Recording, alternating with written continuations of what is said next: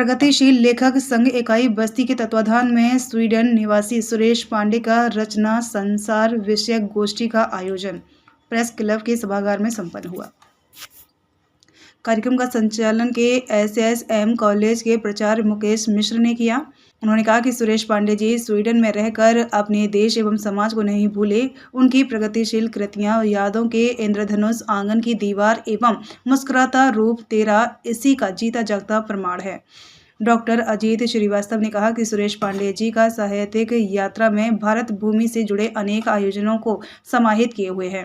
Professor Raghuvansh मणि पांडे ने कि विदेश जाने वाले कई प्रकार के लोग हैं, कुछ तो राजनीतिक कारण से जाते हैं, कुछ अपने बेहतर कल के लिए विदेश जाते हैं। उन्होंने कहा कि जब आप दूसरे देश में जाते हैं तो अपने देश एवं संस्कार को लगभग भूल जाते हैं, लेकिन सुरेश पांडे जी ने भारत की संस्कृति, सभ्यता एवं संस्कारों को संजोए रखा। इनकी साहित्य साधना में देश की माटी से जुड़े कई प्रसंग समाहित किए हुए हैं। उन्होंने कहा कि यादों के इंद्रधनुष में अपने परिजनों का जिक्र विस्तार से किया है, राजनीतिक गतिविधियों का भी जिक्र किया है, संस्कृति का भी वर्णन किया गया है, जो सिद्ध करती है कि विदेश में रहने के बाद भी अपनी संस्कृति एवं सभ्यता को नहीं भूले हैं।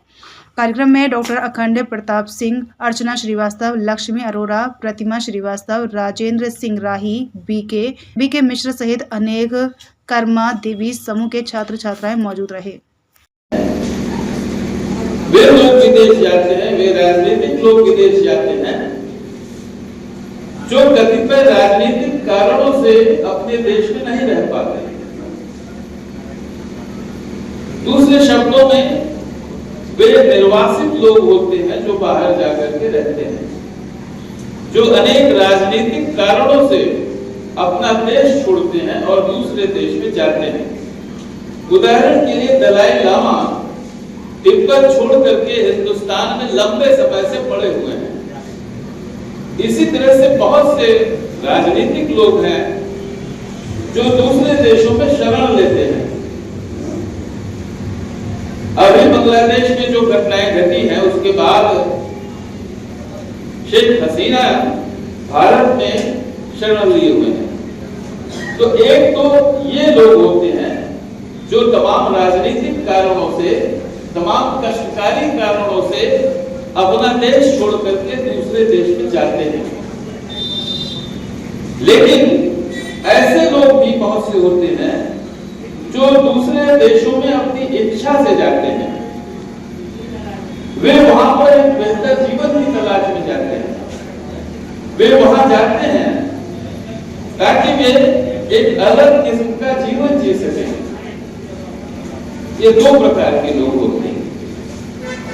अंग्रेजी में एक तरह के लोगों को हम एक्साइल्स कहते हैं, यानी निर्वासित लोग, और दूसरी तरह के लोगों को हम एक्सपेट्रिएट कहते हैं, यानी जो अपना देश छोड़ करके स्वेच्छा से दूसरे देश में जाते हैं। सुरेश पांडे जी दूसरी कोट के लेखकों में से होंगे, दूसरी कोट के लोगों में से हैं जो अपना देश छोड़कर बेहतर जीवन पाने के लिए दूसरे देश में गए। लेकिन इन दोनों परिस्थितियों में होता क्या है? इन दोनों परिस्थितियों में होता यह है कि आप अपने समाज को छोड़ करके दूसरे समाज में जाते हैं। आप अपनी संस्कृति को छोड़ करके दूसरी संस्कृति में जाते हैं। और जब आप दूसरी संस्कृति में जाते हैं तो उस संस्कृति के साथ आपको समायोजन करना होता है, उस संस्कृति के साथ आपको एडजस्ट करना होता है। उदाहरण के लिए यदि आप यहां से अमेरिका चले जाएं या स्वीडन ही चले जाएं तो सबसे बड़ी समस्या तो भाषा की होगी। आप उस देश की भाषा को नहीं जानते, उसको सीखना पड़ेगा आपको। दूसरा ये कि वहां जो जीवन शैली है वह हमारे देश की जीवन शैली से बिल्कुल अलग है।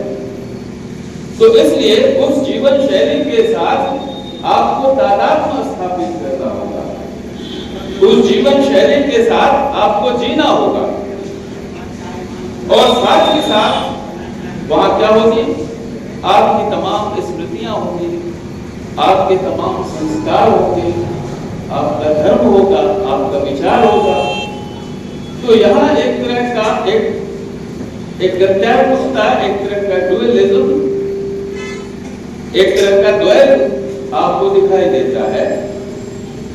दूसरी बात जो होती है महत्वपूर्ण, वो ये है कि जब आप दूसरे देश में जाते हैं तो आप अपने देश को भी दूसरी तरह से देखते हैं।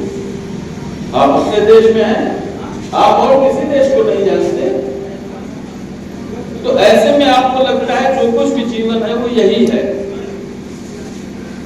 घूम फिर के आप अपने देश की संस्कृति को ही जानते हैं, अपने देश के ही धर्म को जानते हैं, अपने देश की ही जीवन शैली को जानते हैं।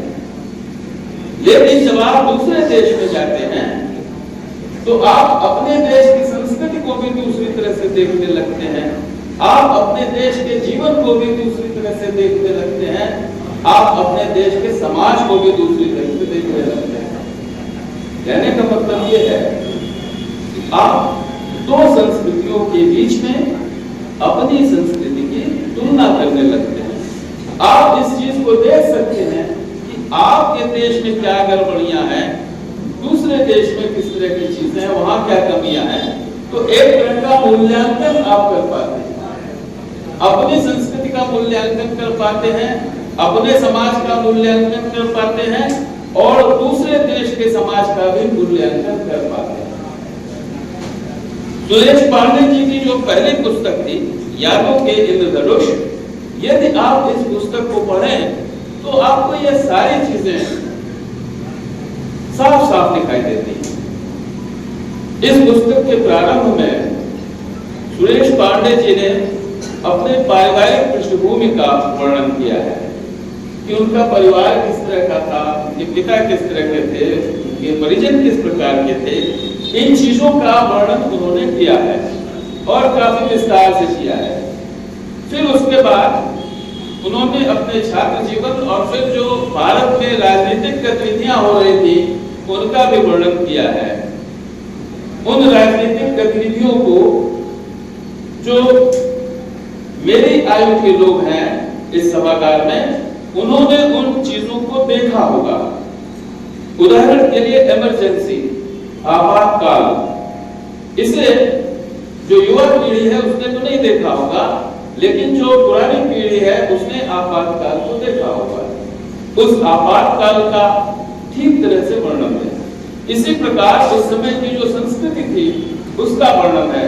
उदाहरण के लिए रामलीलाएं दिल्ली में कैसे होती थी, रामलीलाएं अलग अलग क्षेत्रों में कैसे होती थी, संगीत के क्या संस्कार थे, ये सारी बातें इस पुस्तक में मिलती है। बेबाक खबरों के लिए हमारे YouTube चैनल को सब्सक्राइब करें। देश, प्रदेश एवं स्थानीय खबरों के लिए हमारे वेबसाइट www.bntlive.com पर लॉगिन करें। साथ ही Facebook, Twitter, Telegram, Instagram, LinkedIn पर भी फॉलो कर सकते हैं। धन्यवाद।